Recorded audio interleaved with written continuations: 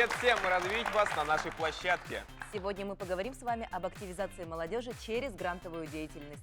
Друзья, внимание на экран. Последние годы в России активно развивается грантовая поддержка социально значимых инициатив. Созданы фонд президентских грантов, президентский фонд культурных инициатив и иные грантовые конкурсы. С 2020 года в Республике Саха-Якутия стартовал ежегодный конкурс грантов главы республики на развитие гражданского общества. За эти несколько лет конкурсной комиссией рассмотрено уже более 1000 проектов. Частыми заявителями оказываются и молодые граждане. Семен Семенов – один из ярких общественников нашей республики. Энтузиаст активно привлекает жителей родного Горного Улуса к написанию грантовых проектов. Это дает свои плоды. За эти годы Горный Улус закрепил за собой статус одного из лидеров по победам в грантовых конкурсах, а социальный эффект проектов охватывает все больше жителей района. Эффективна ли активизация молодежи через грантовую деятельность? И какие проблемы есть в этой сфере?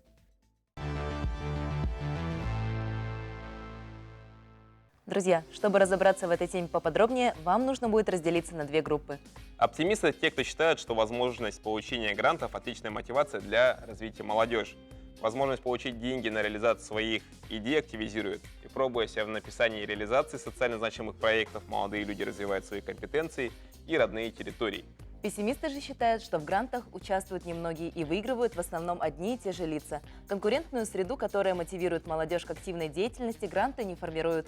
У большинства молодежи наблюдается отсутствие гражданской позиции и не развито чувство патриотизма. Для активизации молодежи нужны другие инструменты. При этом каждая из сторон должна стараться перетянуть на свою сторону больше участников из противоборствующих. В конце передачи у каждого из вас будет возможность поменять свою точку зрения. Соответственно, оптимист, который убедился в аргументах пессимистов, может перейти к ним, ну и наоборот. Поэтому, друзья, определяем зоны. Оптимисты будут справа. Пессимисты слева. Делимся. Итак, встречаем нашего героя. Депутат Улусного совета депутатов Горного Улуса. Специалист по грантовой работе. Энтузиаст и патриот. Семен Семенов. Семен, приветствую.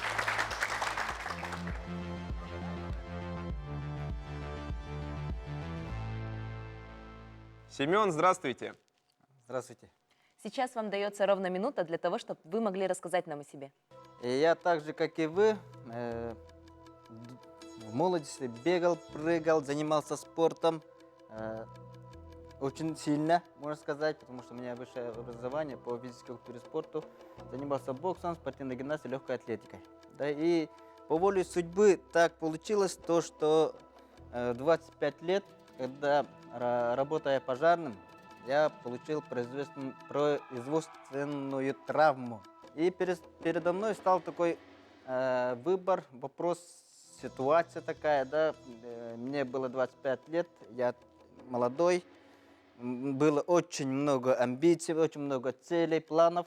Конечно, было трудно, была паника, и я написал список, да, и то, что потерял, и то, что получил. Конечно, то, что потерял, список был, конечно, бесконечный, и то, что осталось, у меня был минимальный, да, там несколько предложений, но когда вот начинаешь принимать ситуацию и правильно расставлять вопросы, да, вопросы себе, вопросы ситуации и так далее, и тогда появляются уже ответы. Это, можно сказать, первый шаг того, что я начал заниматься вот грантовой деятельностью, проектными, да, потому что, как показывает опыт, это проектная деятельность, грантовая деятельность, это правильная упаковка идей своих разных, да, чтобы реализовать себя в жизни и так далее. Начнем мы с небольшого блиц-интервью. Соответственно, быстрые вопросы и быстрые ответы. Так, первый вопрос. Как вы считаете, что позволяет Горному Улусу быть лидером в привлечении грантовых средств?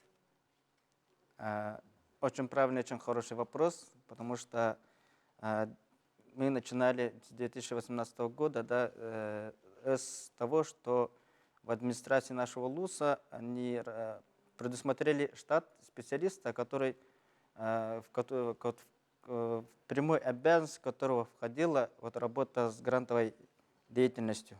и работа с общественниками нашими. И вот меня туда строились, я начал работать. И результат показал именно благодаря тому, то, что сильное взаимодействие как раз власти, общества и вот активных людей, вот это дало свой эффект. Мгм. Как началась лично у вас эта грантовая деятельность? Первый опыт получения проекта также началось в 2016 году. Тогда еще объявили, не так сильно были такие конкурсы грантовые, единичные были. Да? И департамент тогда гражданских инициатив объявила конкурс, и мы в нем участвовали. Ну, конечно, там два проекта, там реабилитация людей с ограниченной возможностью здоровья путем развития правовой среды. Такой был проект. И когда сказали то, что объявили какой-то конкурс, что надо участвовать в каким-то проектам и так далее, конечно, это было для всех ново. Я там бегал, расспрашивал, что такое проект, даже не знал. Да? И потом начали изучать, подались и выиграли. Правильно ли, что некоторые НКО существуют только за счет грантовых средств? Да, это есть. Такое есть, к сожалению. Да, это есть. Но будем надеяться, что пройдет время, и наши некоммерческие организации станут наравне с обычными организациями, которые действуют в данное время.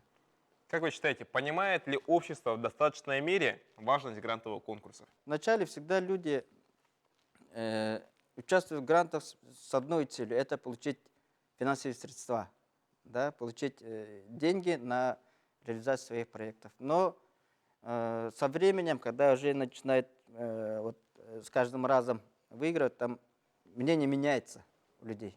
Там более серьезно, более другие уже запросы появляются.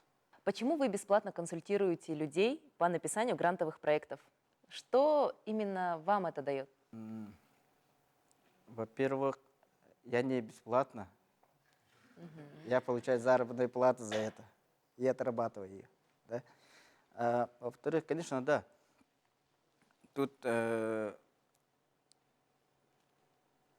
идея или смысл, можно сказать, это передать какие-то свои знания правильно, чтобы помощь не только тому, кто пришел к тебе с консультацией, чтобы получить консультацию, а больше направлен на тех, на целевую аудиторию, на которую будет запрашиваться гранты. Как семья относится к вашей общественной деятельности? Встречаете ли вы при этом непонимание со стороны окружающих? Да, вначале, конечно, эта деятельность общественника, она такая, что тебя нету по выходным, тебя нету долго дома, и пропадаешь где-то, какие-то мысли, идеи амбициозные, конечно, которые иногда кажутся нереальными. Конечно, вначале такое было, но сейчас уже получая какие-то продукты, какие-то результаты, такого сейчас уже нет. Поддержка полная. Итак, Семен, перед вами сегодня те, кто постарается узнать вас немного поближе, но и пообщаться с нашей сегодняшнюю тему. Справа от вас расположились оптимисты. Это те, кто считает, что возможность получения грантов – это отличная мотивация для развития молодежи. Возможность получить деньги на реализацию своих идей активизирует. И пробуя себя в написании и реализации социально значимых проектов, молодые люди развивают свои компетенции и родные территории. Слева от вас расположились пессимисты. Они считают, что в грантах участвуют немногие и выигрывают в основном одни и те же лица. Конкурентную среду, которая мотивирует молодежь, в активной деятельности гранты не формируют. У большинства молодежи наблюдается отсутствие гражданской позиции, а также неразвито чувство патриотизма. В общем, пессимисты у нас считают, что для активизации молодежи нужны иные методы. Сейчас, друзья, мы будем обращаться к вам. Собственно говоря, давайте обозначим, почему вы оказались с той или иной стороны, чем обусловлен ваш выбор. Ну и давайте по традиции начнем со стороны оптимистов. Наш НКО в 2022 году выиграл грант главы Республики Саха-Якутия. Вот. Я на этой стороне, потому что я считаю, что Гранты — это очень эффективная вещь для развития молодежи. Ведь можно же взять услуги упаковщиков, которые могут тебе помочь, и, например, еще взять поддержку от какой-нибудь организации. Например, мы взяли поддержку от управления антикоррупционное, которое от главы идет Республики Саха-Якутия, и они нас хорошо поддержали. Пессимисты, пожалуйста. Получается, было бы больше хороших социальных проектов, но их нет, потому что у нас есть проблемы с тем, то, что получается, есть какие-то стереотипы о том, то, что гранты невозможно как-то легко получить. Я приведу пример из сферы, в которой я работаю, из библиотеки. Сейчас у нас реализуются 2 проекта. Мы привнесли новый формат работы, новое дыхание в библиотеку. Реализуются 2 проекта из Росмолодежи и Президентского фонда культурных инициатив. Это «Букток» и библиотека как площадка молодежных перспектив. Мы выступили с идеей, то, что вот молодежь приходит в библиотеку, развивается и раскрывает свои таланты. Таким образом можно, я считаю, реализовывать свои идеи. По моим ощущениям, очень мало молодых людей информированы о том, что вот можно участвовать в грантах. Очень много грантов есть, да, не только республиканские, но и, например, Росмолодежь. И как статистика показывает, наша молодежь, количественные показатели, они оставляют желать лучшего. Достаточно большое количество молодежи информировано про гранты.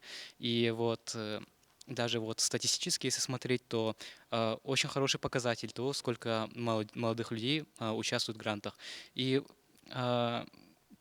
по выстроению своей гражданской позиции это тоже очень эффективно, потому что очень много молодых людей горят амбициями, идеями, хотят развивать свою республику, страну в целом. И поэтому гранты — это очень хороший источник средств, чтобы выполнить свои идеи, которые по факту, если бы были использованы личные средства, не принесли бы никакой прибыли. Поэтому это хороший повод, чтобы заняться деятельностью, которая не принесет тебе прибыли и принесет пользу для государства.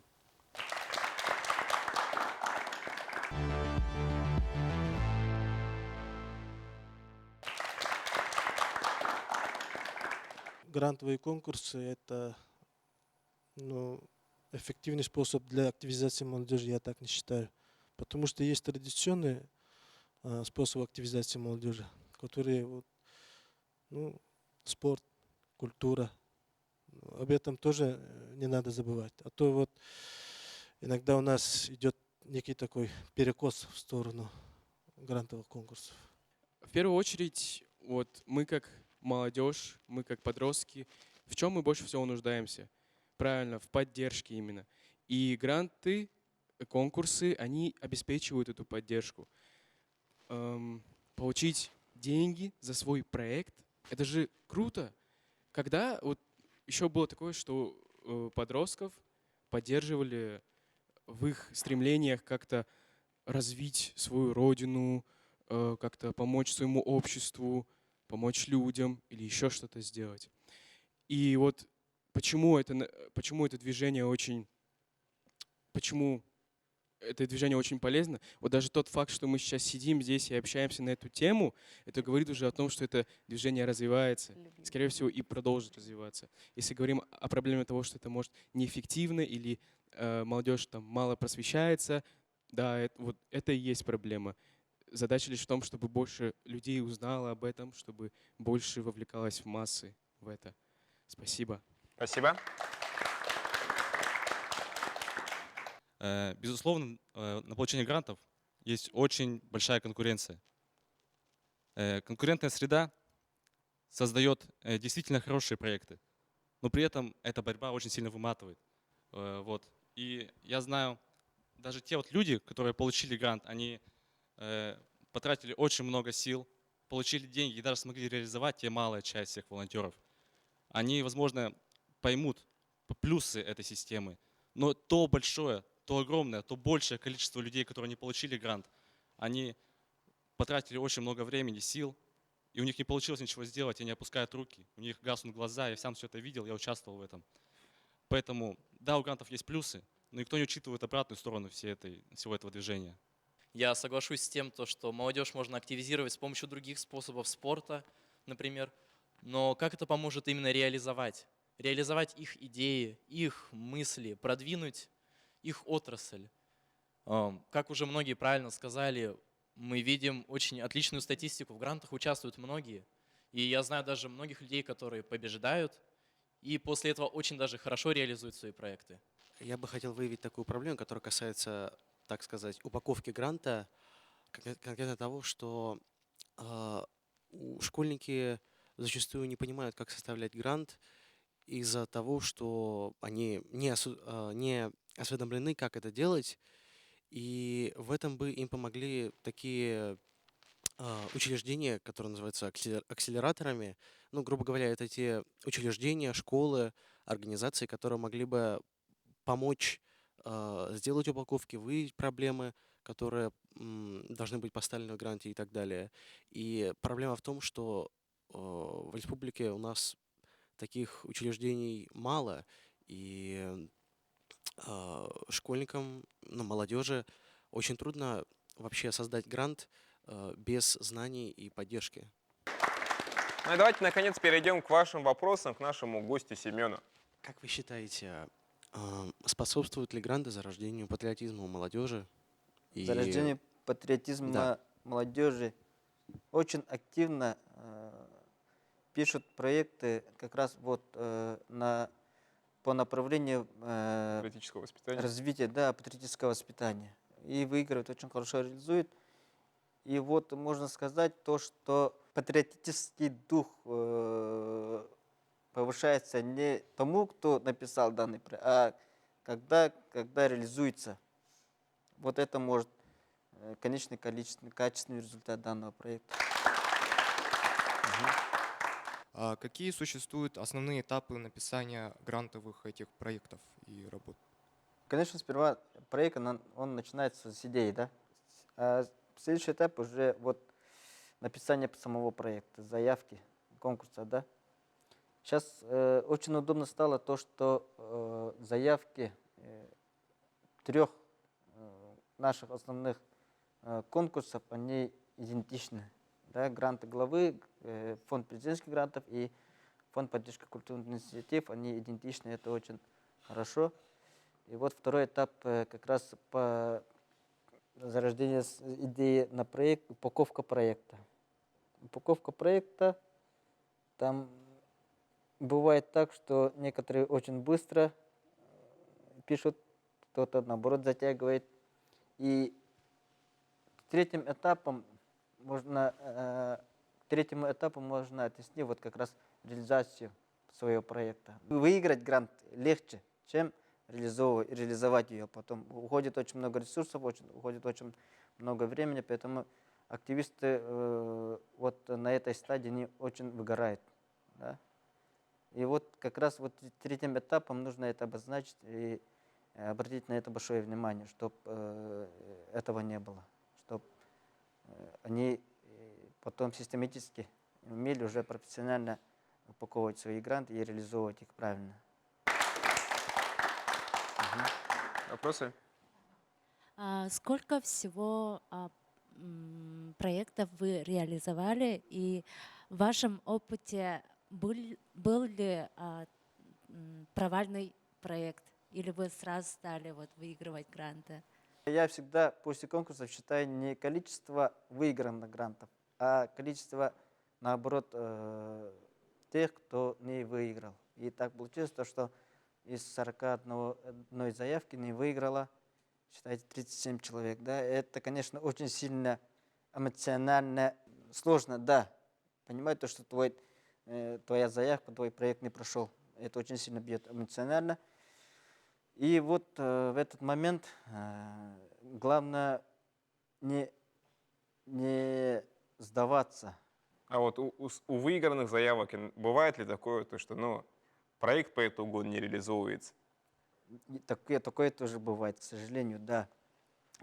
И в итоге по требованиям грантодателей, если не уложились по заданным контрольным точкам и по календарному плану, вы обязаны будете уже возвратить финансовые средства. И Ну, то есть, соответственно, может быть такое, то, что вот, организация получила грант, она его не смогла реализовать и попадает, ну, допустим, в черный список. А реально ли ей, этой организации, потом выйти из этого черного списка? Нет, можно. Может.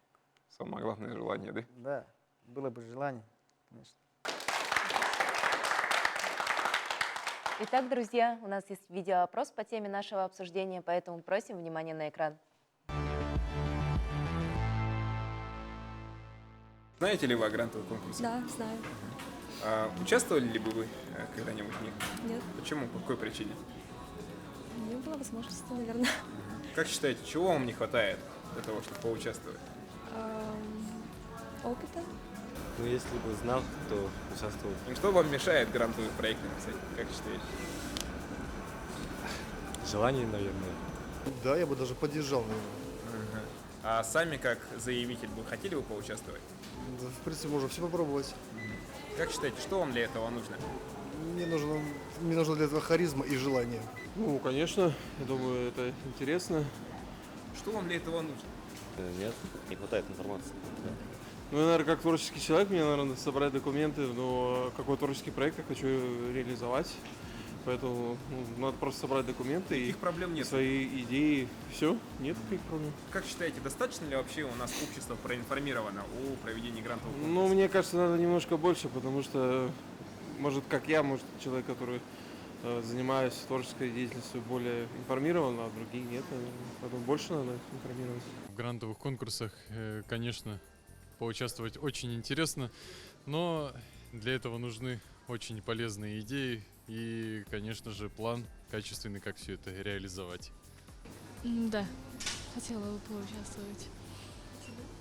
Ну, я думаю, что это полезно для жизни и для чего-то, чтобы развивать начинающий бизнес. В таких конкурсах же объясняют, как построить бизнес, да? Помогают развивать, если он уже есть у вас, если он такой маленький, увеличить доходы, я не знаю, привлечь больше людей. Мне кажется, было бы интересно. Лично нет, пока у меня таких идей нет. Нет.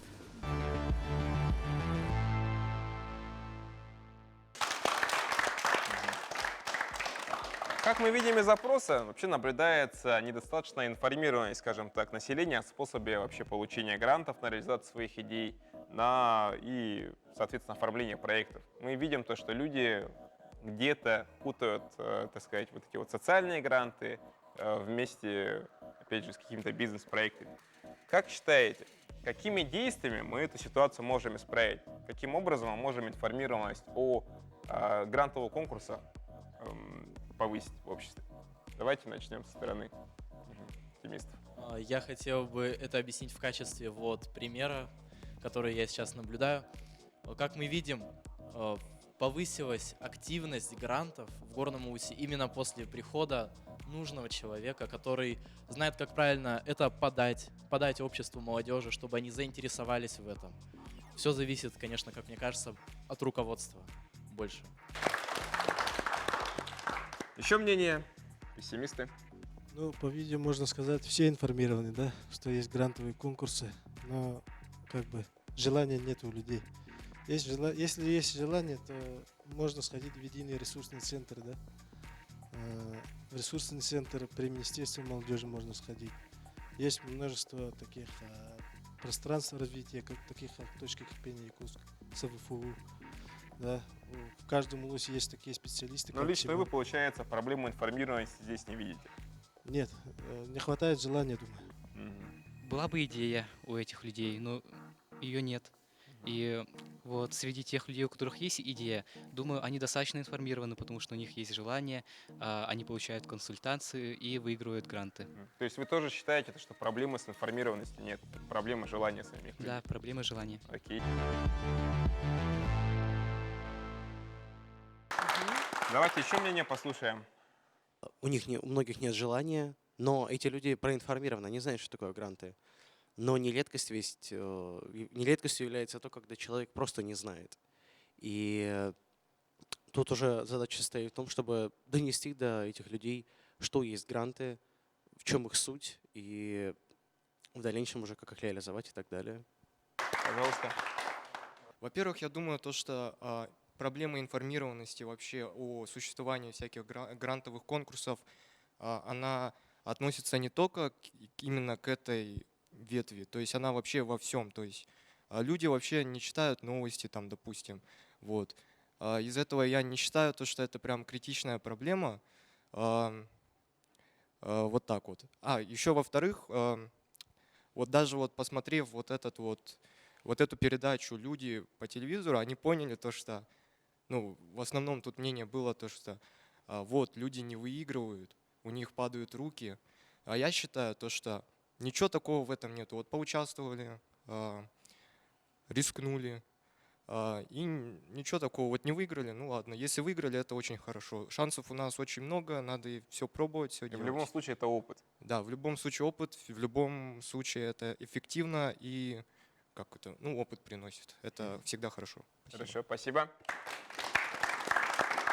Еще мнение со стороны пессимистов, пожалуйста. Гранты напрямую связаны с общественными проблемами. Соответственно, из запроса можно сделать вывод, что многие люди просто не заинтересованы темой грантов. Соответственно, они не знают об общественных проблемах. Они не думают о грантах, потому что не думают, к чему, что может с их помощью сделать. Что может с их помощью сделать. Соответственно, нужно рассказать большому количеству людей о социальных проблемах, которые уже можно будет решить с помощью грантов. Тогда, может, они заинтересуются уже этим. Соответственно, мы сейчас с вами подошли к вопросу мотивации. То есть, окей, по поводу информированности есть очень много разных мнений, но, опять же, каким образом мы все же можем людей подтолкнуть к тому, чтобы они начали заниматься грантовой деятельностью? Давайте начнем с вашего мнения, Семен. Что вы думаете? Каким образом людей вообще подтолкнуть к тому, чтобы они грантами занимались? Люди, скорее, сперва видят только со своей стороны. Проектная деятельность, социальное проектирование, это, скорее всего, это вид со стороны социальных проблем. Проблемы общества, проблемы нашего общества. Да? И вот показать, да, правильно сказали, надо вот это показать, чтобы замотивировать максимальное количество человек, привлечь к этой грантовой деятельности. В первую очередь, мне кажется, что это должно проходить именно от взрослых, потому что мы, подростки, да, мы можем быть неинформированными, пока нам об этом не расскажут люди уже более опытные. Об этом должны говорить больше в школах. Об этом не должны выделять там пару минут, там вот такой проект есть, да, вот можете себя попробовать. Нет, нужно, чтобы об этом рассказывали. Рассказывали, что у тебя есть идея, ты, возможно, даже знаешь, как ее реализовать. Начни над этим работать. Участвуй в конкурсе, выиграй деньги и что-то измени, да? Вот я считаю, что это все должно таким образом быть. Пессимисты? Как сказали ранее, то, что вот гранты напрямую связаны с социальными проблемами, то да, получается то, что большинство людей, как сказал молодой человек, то, что мало проинформированы, либо же проинформированы не так, что, ну, грубо говоря, не видят проблем, думает только о себе. Также в школах можно сделать, тоже соглашусь с этим, то, что, чтобы детям рассказывали, чтобы тоже от взрослых пошла инициатива о том, то, что, то есть, ну, поддерживать в том, то, что твоя мотивация будет оправдана. Ну или, по крайней мере, она не пропадала. А если же такого не будет, то, конечно же, мотивации в дальнейшем тоже, конечно, не будет. Аплодисменты. Семен, ну вот мы послушали мнение ребят. Каково ваше мнение на это? Вот вы сами при этом же отмечали то, что в грантах, ну, в действительности, молодежь участвует мало. В основном это, собственно говоря, люди взрослые. Так каким образом молодежь можем, собственно говоря, сподвигнуть к тому, чтобы они занимались написанием грантовых проектов? Я не знаю, надо много говорить об этом, много писать. И как раз в тех площадках, где общается молодежь. Да? Ну, вы, соответственно, присоединяетесь к словам молодого человека. Да. Тут еще мнение есть, давайте послушаем. Вопрос заключался в том, именно как повысить мотивацию. Но зачастую бывает такое, что даже если, например, подросток, какой-то молодой человек замотивирован, у него есть желание, у него есть идеи, но бывает такое, что не хватает уверенности именно в себе, переступить через себя и как бы сделать это все дело. Поэтому я считаю, что нужно повышать прежде всего уверенность именно молодежи, доказывать им, что не надо бояться, ведь если даже человек не выиграет в грант, то это все равно, как уже упоминалось ранее, это опыт. И опыт — это, мне кажется, самое главное, что может дать именно человеку какое-то, не знаю, любой момент в жизни. Антон, можно я еще раз отвечу на твой вопрос? У нас активная молодежь. На самом деле, у нас есть РДШ, юный горожанин. И на своем пути я реально вижу много активных ребят. Но вот другой вопрос. Продвигаем ли мы их так, как надо? Знают ли другие люди, А почему они подростки? сами себя не должны продвигать? А могут ли они сами себя Вот продвигать? понимаешь, я вот к чему вас клоню? К тому, то, что мы все приучили людей к тому, что типа за ними кто-то должен прийти, их подталкивать и, собственно говоря, их Все почему-то слишком подвигать. надеются на помощь. У нас вот, да, вот основная проблема это то, что все сидят, говорят, вот, почему мной не занимаются. А ты камон, у тебя, собственно говоря, есть все возможности. Возможности нереально есть. Но люди у нас вот это вот пока что не понимают. То, что нужно не сидеть и ждать, пока, собственно говоря, у моря правильная погода будет, а самому действовать. А вот как, собственно говоря, нас подвести людей-то к этому? Вот в этом вопрос основной. Ну давай, ты долго не думай, а попробуй ответить. Все-таки, если мы говорим, что это молодежь, реально подростки, молодые люди, они же могут часто не понимать, как им это сделать. Они могут даже не знать о существовании НВК САХА. Они не могут не знать о существовании этой программы. Да? Нам нужно тоже и это тоже просвещать. Я вот так считаю. Нужна реклама. Да, не все же могут себя продвигать, не все же гипер настолько активные. Многие могут стесняться, да? Многие могут не знать, с кем нужно общаться. Поэтому тут тоже их нужно подталкивать. Я не знаю, честно, как именно государство в этом должно участвовать. Но, например, руководители, там, может, там, классные или руководители организаций точно должны их проталкивать, это и делается. А как государство должно делать, это уже тоже сложный вопрос.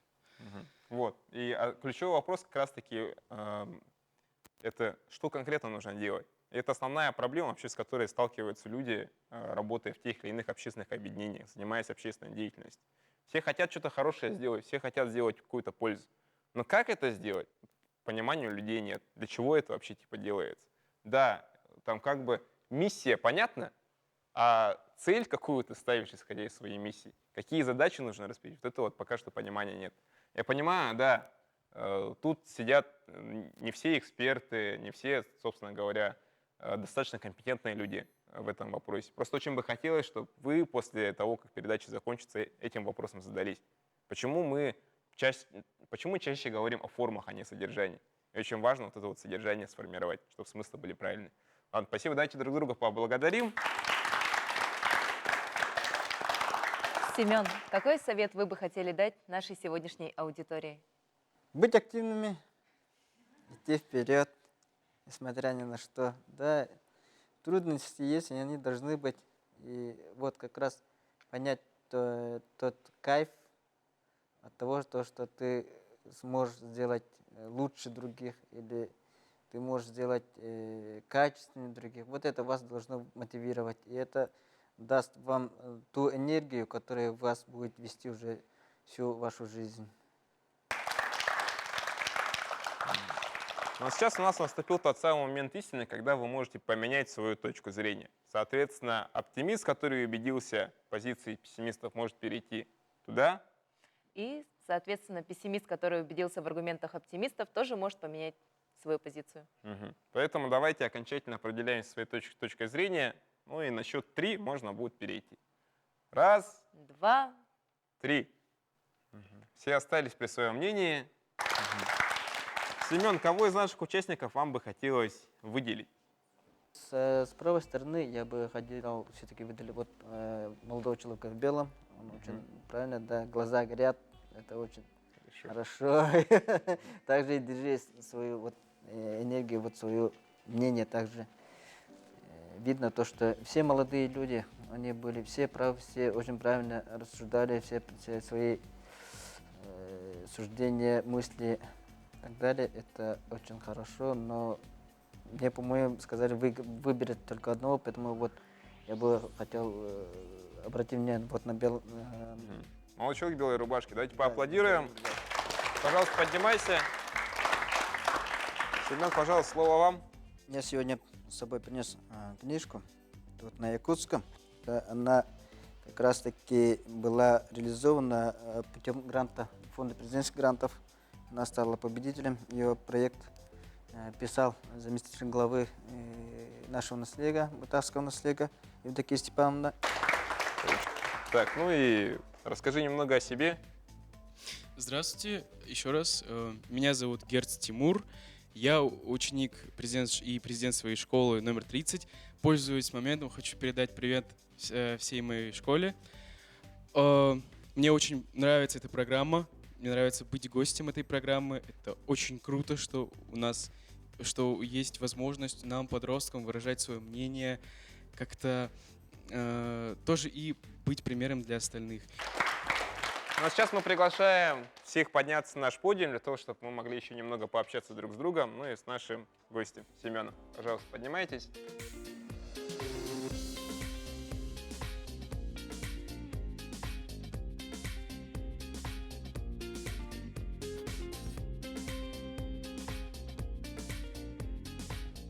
Это была программа «Я молодой». С вами были ее ведущие Елена Гагарина И Антон Васильев. Будем развиваться вместе. на благо себя и родной республики. Всем пока!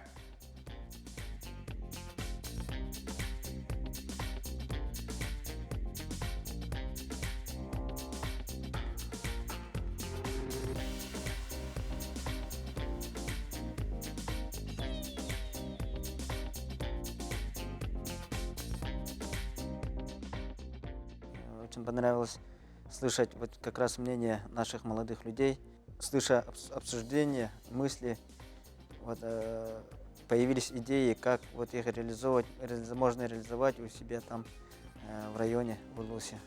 Спасибо всем. Было очень интересно, увлекательно и, думаю, будет очень полезно также.